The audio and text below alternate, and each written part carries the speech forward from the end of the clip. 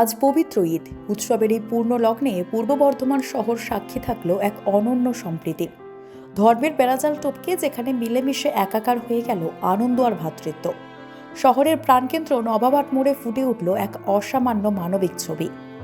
ঐতিহাসিক ১০৮ শিব মন্দির প্রাঙ্গণ, একদিকে মহাদেবের আরাধনা আর ঠিক তার পাশেই উৎসবের মেজাজ।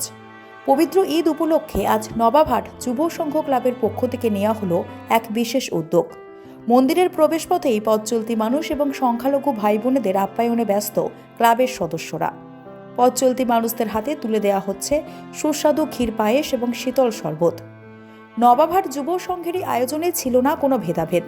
জাতি ধর্ম নির্বিশেষে সাধারণ মানুষের ভিড় উপচে পড়ল মন্দির চত্বরে।